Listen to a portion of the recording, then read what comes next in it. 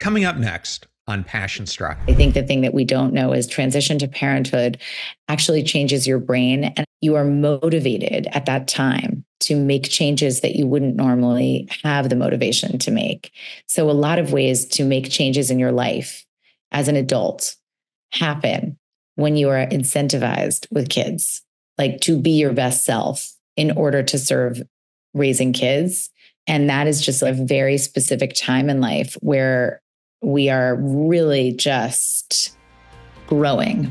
Welcome to Passion Struck. Hi, I'm your host, John R. Miles, and on the show, we decipher the secrets, tips, and guidance of the world's most inspiring people and turn their wisdom into practical advice for you and those around you. Our mission is to help you unlock the power of intentionality so that you can become the best version of yourself. If you're new to the show, I offer advice and answer listener questions on Fridays. We have long-form interviews the rest of the week with guests ranging from astronauts to authors, CEOs, creators, innovators, scientists, military leaders, visionaries, and athletes. Now, let's go out there and become Passion Struck.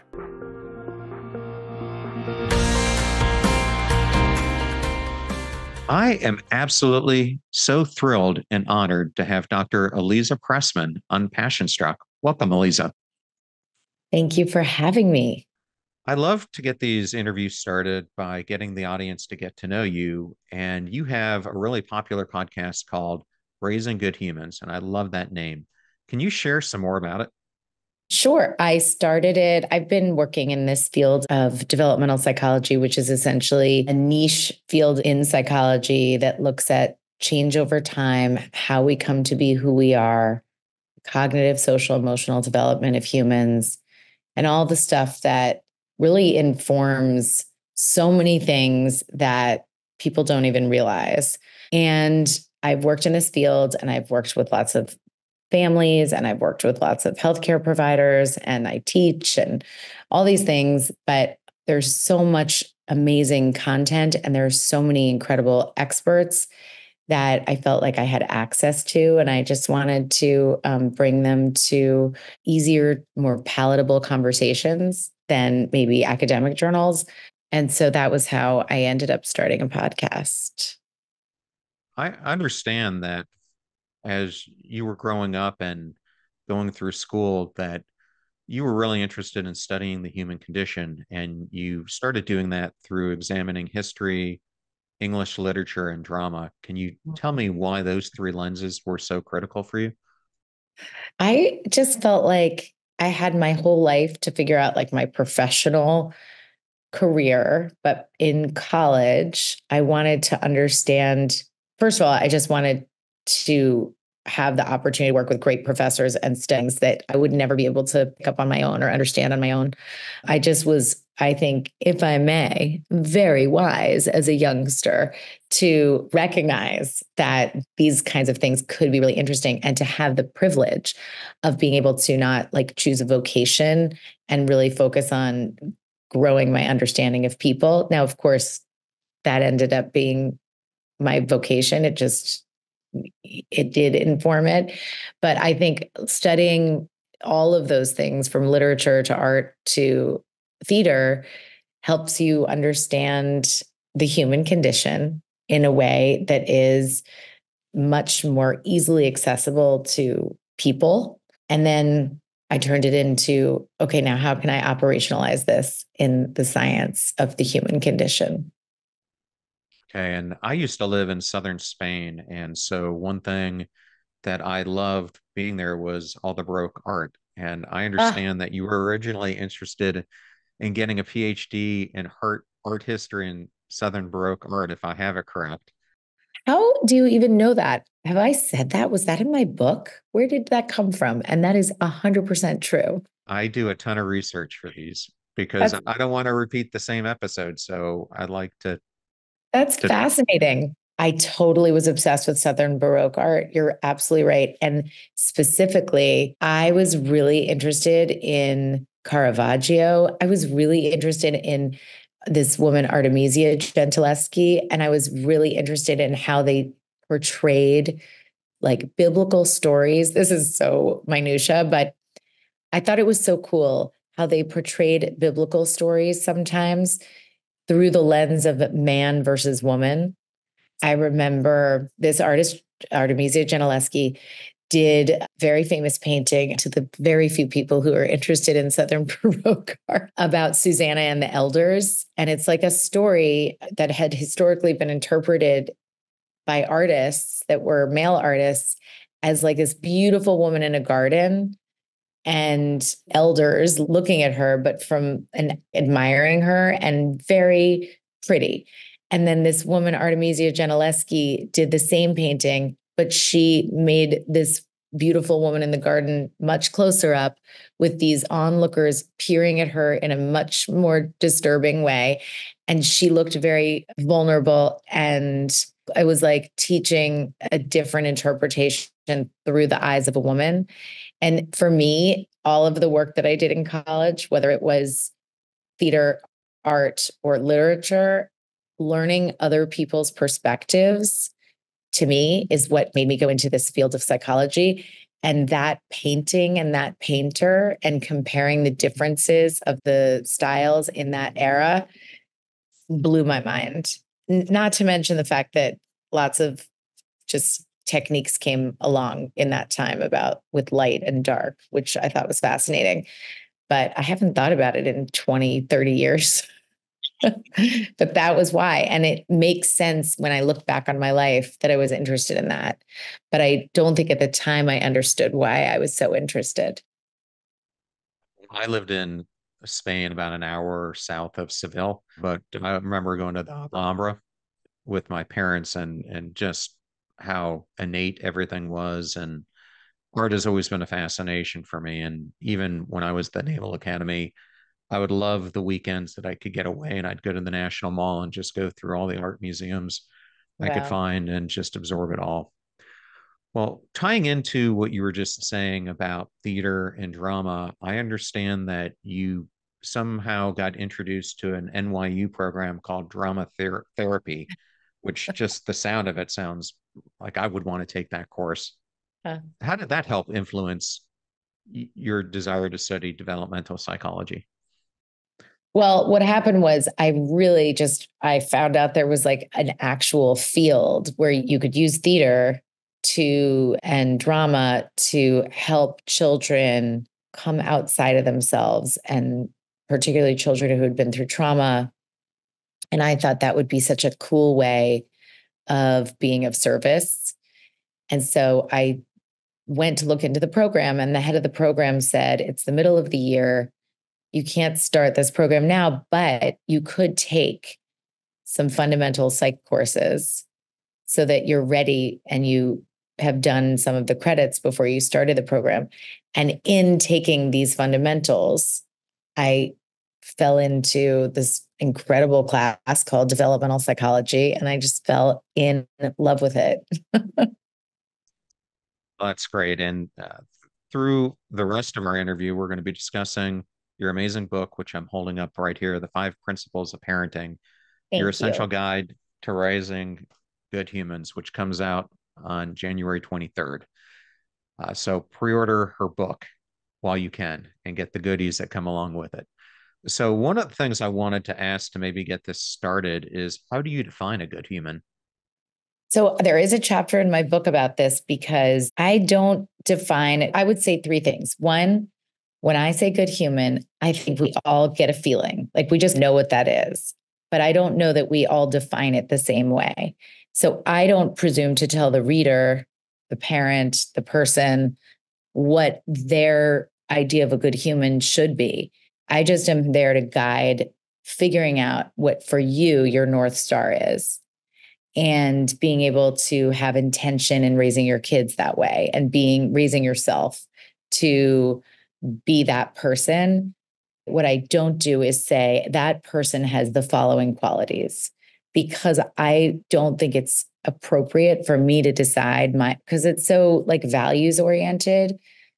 So I want to deliver the science and then let each person come up with their values. So for me, I almost prefer asking everybody to close their eyes and imagine what is a good human. And I just know that we all understand what that means. But we all, again, interpret it in different ways. Okay.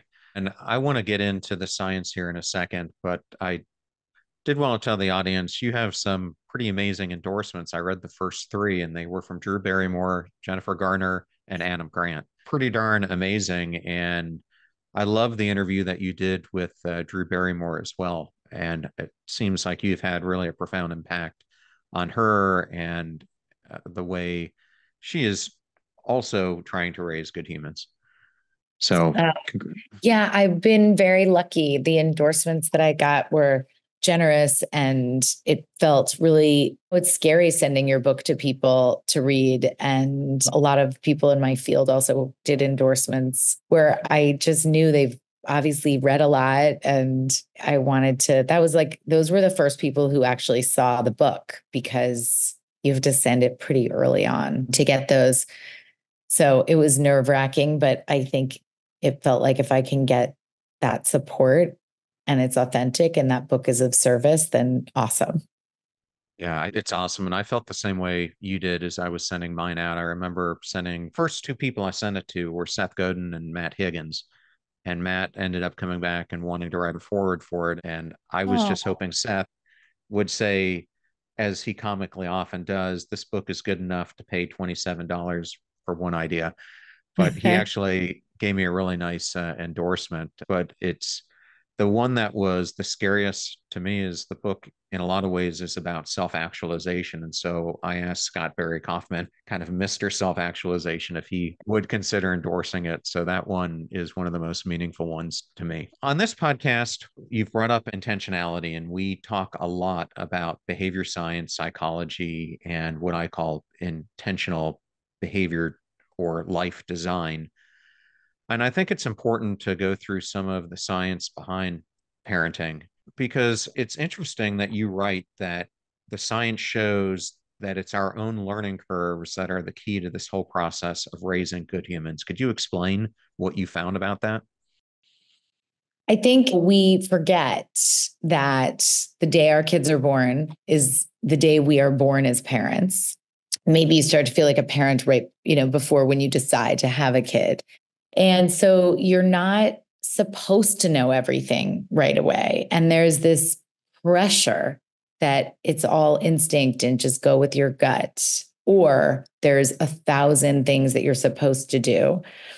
And to me, like when you are developing a skill, you want to be intentional about what you're practicing, who you're learning from, what it feels like for you, what the plan is. And as you do this and you're thrown in, you have to do it. There's no, let me practice for a little while, but without a kid. Although in a dream world, you start thinking about these things before you even have kids. I think you then, and then sometimes you have multiple kids, your growth is exponentially faster with over time, just because you get more comfortable, you get experience.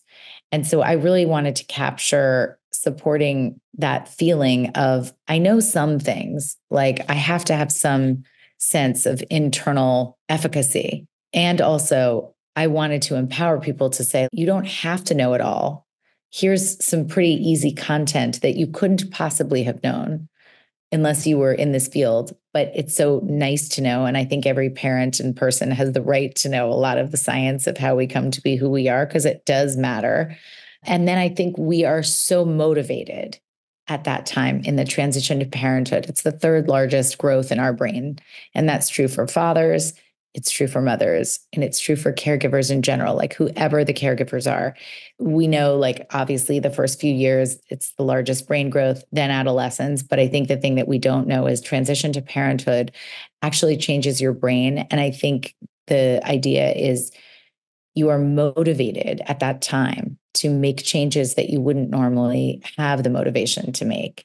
So a lot of ways to make changes in your life as an adult happen when you are incentivized with kids, like to be your best self in order to serve raising kids. We tend to like have these more people quit smoking when they find out that they're having a child. More people are able to quit whatever it is that's been maybe maladaptive or unhealthy for them. And that is just a very specific time in life where we are really just growing. And I know when my kids were first born, especially my son, who's 6 years older than his sister, I was out there looking for books. And it was as if everyone I picked up was on one extreme or the other. Yes. Yes. And what your book reminded me about is I have a concept in my upcoming book called Becoming the Anxiety Optimizer. And what it's all about is you look at anxiety, and if it's a tightrope, you can have two different extremes. One with way too much anxiety, which is going to cause ramifications. The same thing with too little anxiety. And I think Totally. it's a great analogy for parenting. Yeah. Can you use that maybe as an analogy to define what a balanced approach to parenting is? Well, I felt very strongly that this book had to be a balanced approach because we're in such an era of like polarization, and throughout time, if you just look at parenting books and parenting approaches, it's always these extreme views that get attention when of course it's never the answer. And so to me, the balanced approach is there are two aspects, and then maybe you can help me figure out how it translates to this tightrope metaphor. But I think the first thing in balance is actually balancing yourself, your openness and capacity to figuring out how to take in information in a way that's not using it as so important it makes you rigid, and then not so irrelevant that it's chaotic. And so I think the balance is coming between those two extreme spaces. And I think the content of the science has been very clear that it is in this realm of parenting and those five principles. The balance is you don't need to be doing this more often than not. You just want to, on balance, this is what you lean on. This is your approach. But there's going to be plenty of times that it's not. And the last thing that I guess was important to me was naming multiple approaches for certain things where the science isn't clear. The science is like, for example, with sleep. Your kids need to sleep and you need to sleep. That is the science. How that happens, there are some studies about the approaches to get your child to sleep. And so, of course, I give all the suggestions. Like, if you are this type of person, try it this way. If you're this type of person who feels more comfortable with a softer touch, try it this way. But I was very clear, like, you can choose your own adventure as long as you meet the science where it is, which is that sleep matters. And that's the easiest way to have a balanced approach, in my view, is find the kernel of science that really matters and then figure out the parts of it that you can interpret in ways that in how you're living your life and how you're responding to your kids, and recognize that any of the extreme stuff is just for marketing. I love how you ended that. My analogy of how I would use it as a parent is I think you have parents who are on one extreme where they are so hands-on in the way that they're parenting that they're actually overbearing and over influencing the development of their child. And then you have others who almost ignore their kids. And so the child, it could be the parent who has to work all the time. And so there's no one at home and the child becomes too self-sufficient. The way I like to look at it is you need to be eyes on, but hands off, meaning you need to instill the child with the skills that they need to have, but you need to be hands off enough to allow the child to explore and to make their own mistakes. Because I found with my kids, I wanted them to make mistakes earlier in life by trying things out because it becomes more painful the older you get, as I found in my own life. Yeah, absolutely. It's also as when you're younger and you're making mistakes in the support system of having your family there, it's quite different. And it's pretty nice to know that you can make mistakes over and over. And that gives you space to grow. And if it's at a time when you're younger, they aren't so dire. And you get the sort of muscle memory of the fact that making mistakes is part of growth and not the end of the world. I think there's another issue with balance, or not issue, another way to look at balance, which is very much how the research looks at parenting styles. that there's 3 typical parenting styles apart from neglect, which we don't even talk about in the book, because if you are a neglectful parent, you're not buying a parenting book. This is a self-selecting audience of people who are motivated to be the best parents that they can be for their child. So the 3 parenting styles are typically authoritative, authoritarian, and permissive.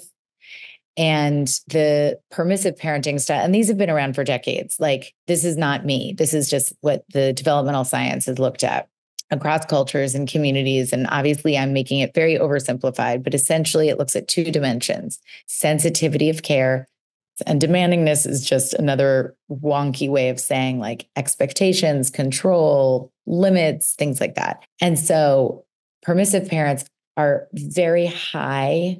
They like score super high on sensitivity of care. They're so attuned to their kids. They're almost best friends with them. But the reason that they're like in the best friend mode is because they don't typically feel comfortable with their child having difficult feelings or their part. Like, this is true with relationships in general, but they are not as good at holding boundaries and limits when they see a child having a negative reaction or having a hard feeling. And so the scale tips so that the sensitivity is very high and the demandingness is very low. And the reverse of that is authoritarian parenting, where the sensitivity is very low and the demandingness is quite high. And for those parents, it's much more because I said so. It's much more outcomes and goals oriented, but not really connected. And there's this Goldilocks parenting, which is authoritative parenting. And that's the one that the science says leads to the best outcomes that we're typically looking for, both intellectually and emotionally. And that's where there's both sensitivity of care and attunement and connection. You really have that close relationship. And also, you're sturdy in your rules.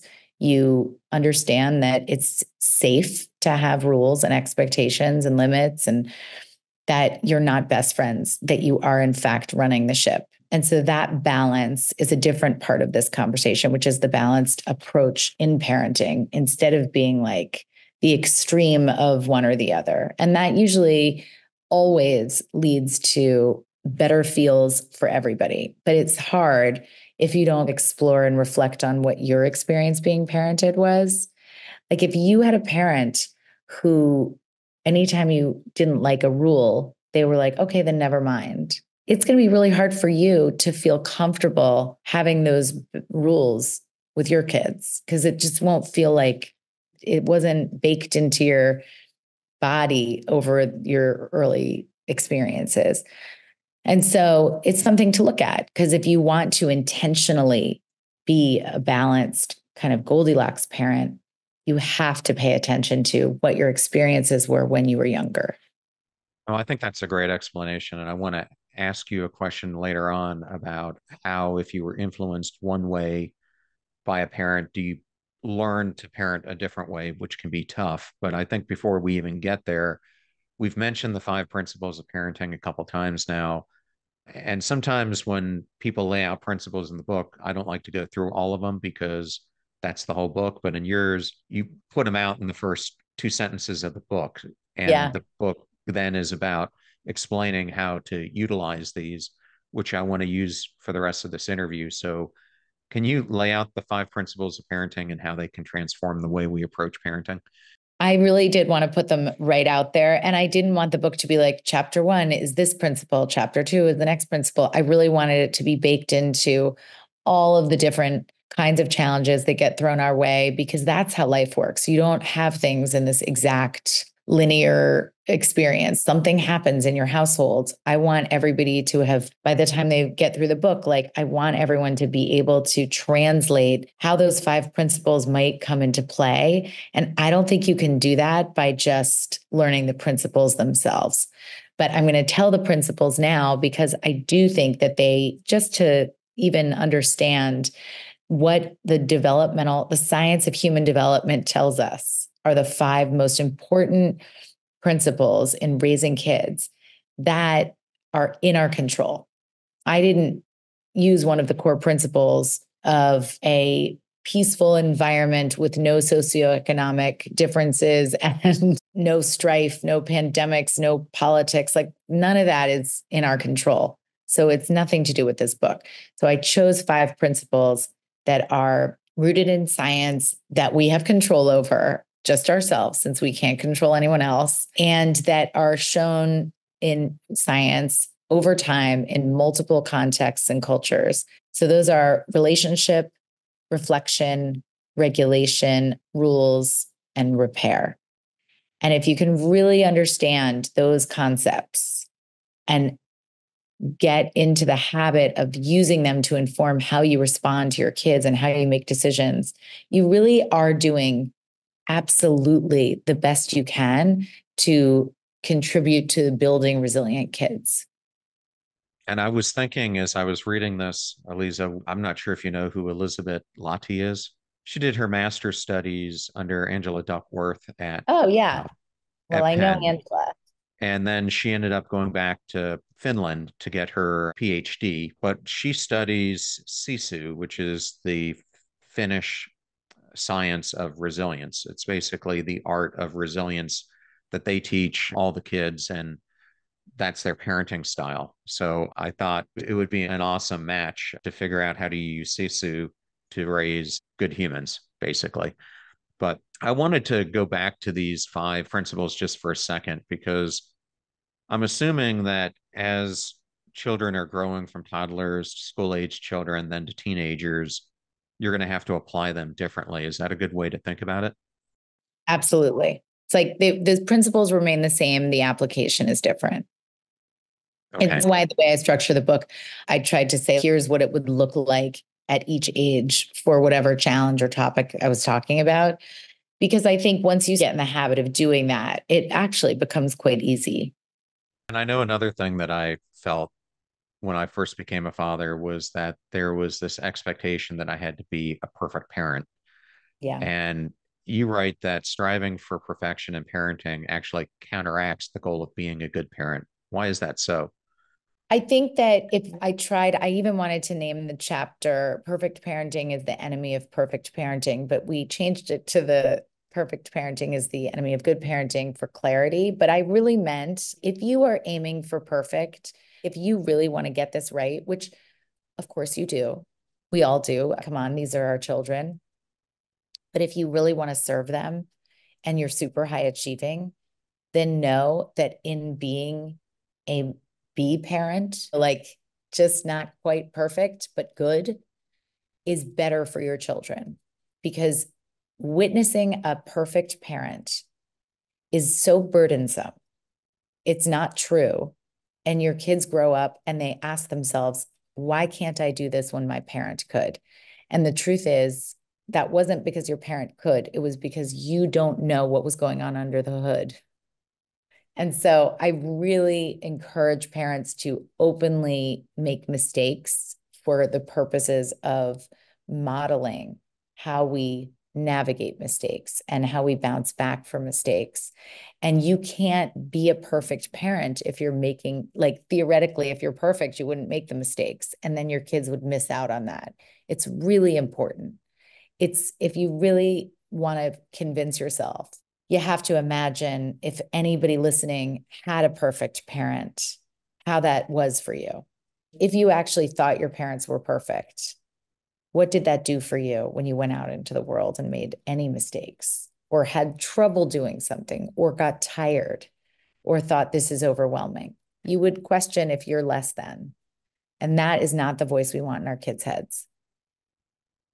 Absolutely not. I remember when I was a senior executive, I one time went on this job interview for a prospective job, and they asked me what my leadership style was. And I think they were expecting me to say I was a servant leader, I was this type of leader, etc. And I said, I practice situational leadership. And I remember the interviewer didn't like it. But what I was trying to tell them is that you can't always use a one size all leadership style, because you have to personalize it to not only the situation, but the person that you're leading. Because while some people might like very clear direction and high pressure environments, you have other employees who that would completely turn them off. And I think the same thing goes with the way we need to parent. And I liked how you had a chapter on the need to personalize your parent because, at least with my two kids, they couldn't be more black and white in the Mhm. differences between what motivates them, what excites them, how each of them takes direction, etc. So, how do you embrace as a parent that the understanding that every child is unique and that you've got to, as I was saying, adopt different parenting styles to fit the individual? Yeah, I think that's just, we have to accept you have two choices. You can make an intentional decision that like you're going to pay attention to the unique child that you have and parent accordingly, or you can parent exactly the same for both and just watch what happens. But you have to adapt your parenting or you're not intentional. You're not realizing that, oh, wait a second, this one kid has such good executive function skills. I didn't have the experience of having to make lists with them about and plans for how they were going to get their work done or give them scaffolding with making sure they didn't forget things and how they could get into good habits that could wire in so that they have an easier time with their executive function skills. But then you have this next kid who, if you treated them the same way and were like, good luck and Godspeed, I assume you know what to do, they are lost. And so you really want to find that through the experience of adapting your parenting for their temperament. And I know a common thing, at least with my kids, is for one, using timeouts really worked well. For the other one, it didn't work as well at all. In fact, it didn't work at all. In fact, it just made her more defiant, I think. Dysregulated and defiant. Exactly. And so then you Exactly. learn, right? Okay, this is not the approach I'm going to take because it's backfiring. I think that's a good lead into we all make mistakes, and I've made my fair share as a parent. How do you approach or recommend people approach their own mistakes? Because it's hard to want to self-reflect in that way. But I think it's just as we make mistakes in life, we make mistakes as a parent, and you have to use those as learning opportunities for growth. Is that how you see it as well? Totally. Not only learning opportunities for growth, but modeling opportunities for self compassion. I think both of those things. I just think we have to name the mistakes, just not pretend that they didn't happen or justify them, but just say that was not good judgment on my part, or I wish I hadn't done that, or I've been thinking about it and here's what I've reflected and let's find a path forward, all of those things. And I think if you don't do that as a parent because you think it undermines your authority, you don't realize that it actually expands your authority. It expands the respect, it expands the mutual connection, and it expands the capacity for everybody. So do you think it's wise to let your kids know that they made a mistake or that you made a mistake in a situation, or do you think that they see it in how you correct the mistake when you encounter similar situations? I think you have to be pretty explicit with young people. I think you have to be explicit because they're going to make up the stories that they make up. And so it's really helpful. And again, not all the time, but more often than not, it's really helpful when you are explicit. Whoa, here's this mistake that I made, and I want to tell you about it. And it doesn't even have to be about your parenting, it could be about something that happened at work. But it's here's the mistake. I'm looking at it as a challenge. Here's how I've come out here's my process for dealing with it. Now, obviously, if you're really dysregulated and it's stressing you out and you can't figure out a path forward, it's not the time to scare your kids into thinking that you don't know how to manage your own experiences. But so you might want to do your own bit of work first before talking about it with your kids. But I absolutely think we can get more comfortable acknowledging mistakes in front of our kids as long as we are both self-compassionate and we are accountable and we are ready for growth and change. An area that I think I need to go into with you is navigating co-parenting challenges, because unfortunately, so many people are getting divorced these days or were never married to begin with when they had the kids. And I know for me, this presented itself when my kids were 10 and 16. And it was extremely challenging because we had different parenting styles. But First. what would your recommendation be, like in a situation where one of them is acting as if they're the friend to the The best children, friend especially, parent. Yeah. yeah, especially as they're entering adolescence, which the kids are loving because it's giving them freedom. But the other Yeah. parent is more the Goldilocks and they're trying to set some balance, yet the kids are Yeah. gravitating more and more to the one who is acting as their friend. I think this comes up a lot. And the two things to remember with co-parenting, one is you can only control yourself. And so if you just double down on your commitment to those 5 principles and that what really feels like your own intentional parenting, it's a long game and the benefits will be enormous because the relationship is such a huge part of it. And relationships always do better with boundaries and limits. It just in the short term, it's always easier to be around people that don't have boundaries and limits. But you can't change how the co-parent is. And so you're not going to be able to change that if you hold true to those boundaries and limits, that rules as the fourth principle, that you're not going to be the favored one. But if you are super intent on connecting and having a close relationship, your boundaries and rules are not going to be a problem. Even if you're not the choice house to go to when there's a party or something, in the long game of it, your relationship is what matters. And relationships always feel more safe and stable in the context of the structure.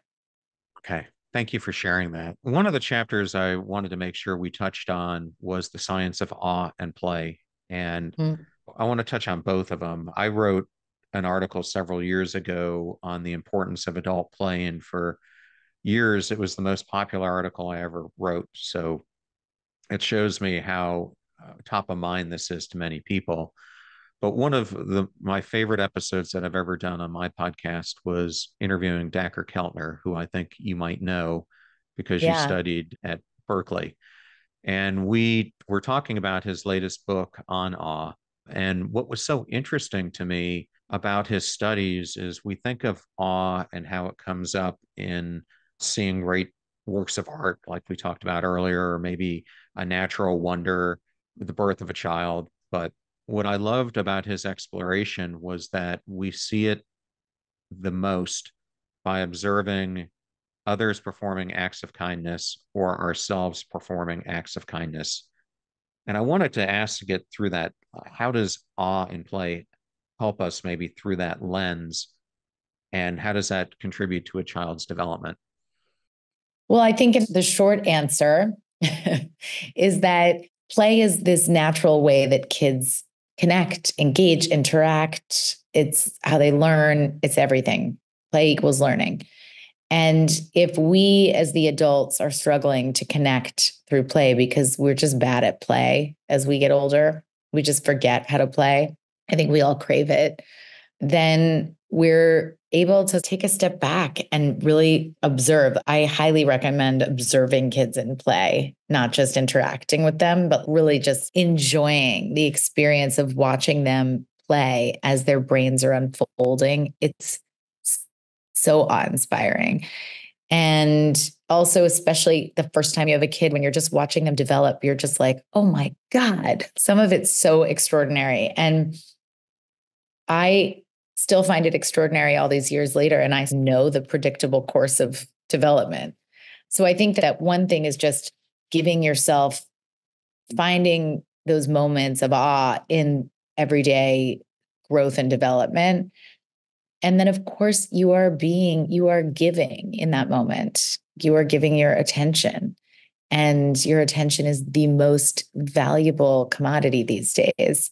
So I think it's quite generous and wonderful. And of course, seeing and experiencing just like the interactions between humans as they're developing and as they're learning to be kind to one another and as they're learning to consider each other's perspectives, like even in pretend play, it's so mind-blowing when you see like a child is creating a different world and sticking with it Like they're answering a question in the character of someone else. And that means they're imagining what someone else would be thinking in that same context. So it is extraordinary.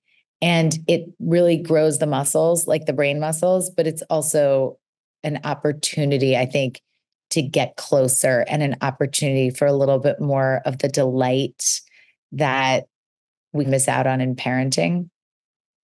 Yeah, absolutely. And my first cousin has an 18-month-old, and I got to recently spend some time with them. And when I Oh, was that's visiting the DC, and it's just amazing to look back at that age and just see how quickly they're picking up on things, but how they take what you are talking about and then turn it into characters or situations that they then use as imaginary play zones. So it's yeah. fascinating.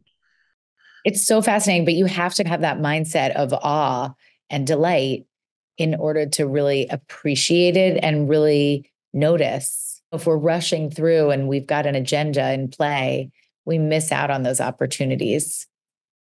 So, Aliza, I wanted to end on this question, and that's advice for new parents. What's one piece of advice you would give to new parents just starting on their parenting journey? I would say talk to each other about your intentions and make a family values statement. I think that can be really helpful to give yourself a North Star in your parenting. Okay. And for those who want to learn more about you, where's the best place for them to go?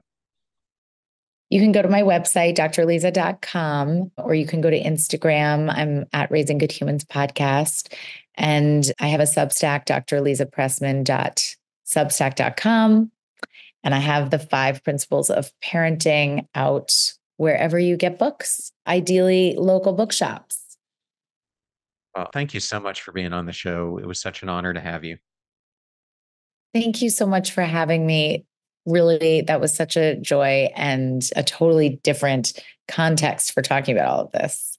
I thoroughly enjoyed that interview with Dr. Aliza Pressman, and I wanted to thank Aliza for joining us on today's program. It was such an honor to have her. You're about to hear a preview of the Passion Struck podcast interview that I did with Robert Sutton, professor of management science at the Stanford University School of Engineering and author of the brand new book, The Friction Project: How Smart Leaders Make the Right Things Easier and the Wrong Things Harder. Here's the irony, John. I recently heard this and it's resonating with me. So in the last few months, someone said it's easier to go 100% than it is like 95% because it makes choice very clear. So an all-in team has clarity on what the goal is for the collective team and has a reason to contribute 100% of themselves. And the leader speaks that too. The individual is as important as the team, and the team is as important as the individual. Remember that we rise by lifting others, so share this show with those that you love and care about. And if you found today's episode with Dr. Aliza Pressman useful, then definitely share it with family or friends who can use this information to make their lives better. In the meantime, do your best to apply what you hear on the show so that you can live what you listen. Now, go out there and become passion struck.